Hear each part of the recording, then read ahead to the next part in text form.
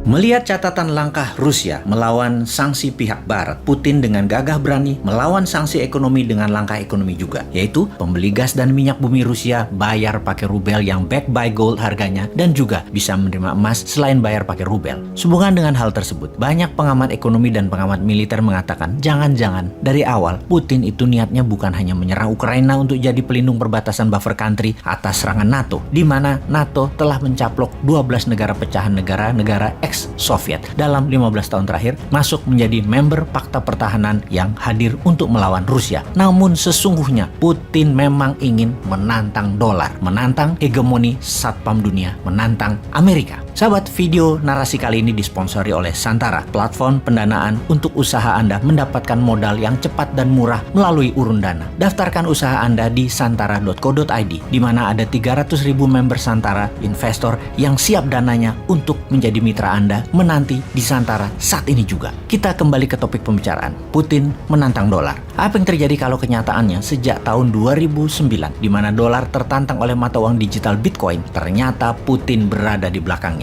Kita urai perlahan analisa konspirasi ini dengan sejarah kolonialisasi dan dolarisasi. Dalam strategi Lebensraum atau living space atau mempertahankan hajat hidup sebuah wilayah, maka mengkoloni sebuah wilayah untuk diambil kekayaannya adalah hal yang biasa dilakukan oleh negara-negara kuat. Tiongkok menggunakan strategi kolonialisasi 5.0 yang menggunakan pendekatan ekonomi atau economic approach di dalam mencaplok kekayaan sebuah wilayah. Kolonialisasi 5.0 ini pakai soft power, seakan membantu, seakan wilayah yang dikoloni diambil kekayaan alamnya tersebut itu dibantu dengan membantu membangun sesuatu, padahal membangun tersebut adalah membangun pakai hutang yang belum tentu produktif karena tidak ada unsur lokal yang terbangun atau yang terpakai. Paling hanya lahannya saja yang di kemudian hari akan membelit negara koloni tersebut. Rusia di sisi seberang Amerika dan sekutu juga ekspansif, namun menggunakan strategi kolonialisasinya menggunakan model kolonialisasi 3.0, yaitu yang dicaplok dijadikan negara bagian, menjadi bagian dari konfederasi. Kalau kolonialisasi 2.0 itu seperti dulu bangsa Eropa ala Belanda, Inggris, Spanyol, Prancis di abad pertengahan. Ambil wilayahnya dijadikan negara jajahan atau dijadikan koloni. Kolonialisasi 1.0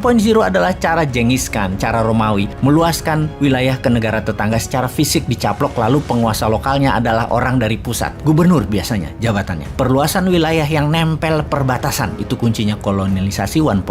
Sementara kalau 3.0, wilayah tersebut bebas bernegaranya, hanya tidak boleh melakukan dua hal, masalah moneter keuangan dan masalah militer. Uang moneter itu sentral, militer juga sentral. Kalau polisi lokal, pajak itu lokal. Kolonialisasi 2.0 wilayahnya jauh, yang diambil hanya kekayaan alamnya, sampai miskin negara koloninya terus ditinggal. Kita kembali ke Putin menantang dolar. Terbukti sejak 10 tahun terakhir, cyber army Rusia menyerang Amerika satu hari bisa lebih dari 10.000 serangan. Salah satu serangan yang berhasil adalah email Hillary dibocorkan ke publik pas minggu tenang dalam Pilpres yang membuat Hillary kemarin kalah. Dalam serangan cyber, bisa diperkirakan Pilpres Amerika 2024 nanti Trump pasti akan dibantu Putin karena Trump akan mengambilkan dolar backed by gold dan membuat Federal Reserve di bawah Kementerian Keuangan. Dan hal ini memang sama, yaitu cara kelolaan MMT, Modern Monetary Theory yang dianut Newman, rupiah backed by gold, dan Bank Indonesia akan di bawah Kementerian Keuangan jadi Dirjen Moneter. Sama prinsipnya. Dalam hal cyber army Rusia, kecanggihan Rusia di dalam teknologi memang diacungi jempol. Cyber army-nya the best. Kalau Amerika kuat di militer secara fisik, Tiongkok unggul di produksi barang kebutuhan, Rusia adalah unggul di teknologi digital. Rusia dan Tiongkok berkali-kali menyatakan pembayaran produk negaranya lebih prefer menggunakan rubel bagi Rusia dan yuan bagi Tiongkok. Ini adalah bentuk perlawanan. Negara yang kalah pengaruh pasti takluk. Beli barang Tiongkok pakai yuan, atau negara Eropa beli gas Rusia saat ini pakai rubel. Sungguh, kalau dalam pemikiran para free thinker, dolar dicetak tanpa ada jaminan adalah penghinaan bagi negara lain yang berdaulat. Sangat mengherankan ada pejabat sebuah negara membela mati-matian dolar yang bukan mata uang negaranya, devisanya tercatat banyak disimpan dalam dolar, membangun pakai pinjaman dolar. Sungguh,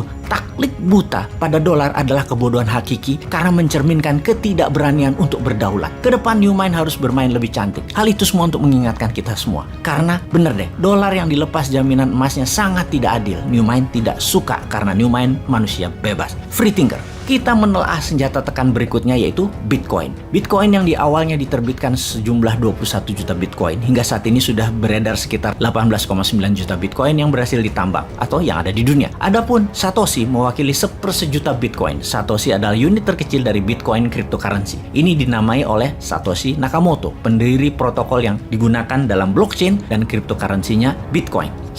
Sebentar, kita berhenti sebentar. Kita bertanya, who is Satoshi Nakamoto? Jawabannya, ternyata tidak ada manusia realnya. Ini ciptaan rekaan semata di mana untuk menjaga kerahasiaan dan jumlah Bitcoin yang beredar selalu tetap, maka kunci mother chain blockchain-nya BTC atau Bitcoin dibuang, hilang. Jadi holy grail-nya cryptocurrency. Lalu kita teliti secara seksama, ternyata 70% transaksi awal-awal pembelian Bitcoin adalah akun-akun dari Rusia. Jangan-jangan memang mainannya Rusia. Nama Jepang-Jepangan ini hanya kamuflase. Sejarah Bitcoin sebagai alat tukar atau alat bayar, itu pertama kali dipakai untuk membeli 2 loyang pizza. Kurang lebih nilainya pizza tersebut adalah $8. Dibayar dengan 10.000 Bitcoin. Bayangkan, pada 3 Januari 2009 Bitcoin diluncurkan kepada publik dengan harga 0,0008 per 1 Bitcoin. Lalu di tahun 2010, untuk pertama kalinya Bitcoin diperjualbelikan di luar dunia digital dengan sistem barter. Untuk 2 loyang pizza dibayar dengan harga 10.000 keping Bitcoin. Tahukah sahabat, 10.000 Bitcoin itu sekarang berapa? 1 Bitcoin saat ini sekitar 500 jutaan. Alias 10.000 Bitcoin beli pizza termahal di dunia tersebut nilainya setara 5 triliun rupiah. Kembali ke Putin.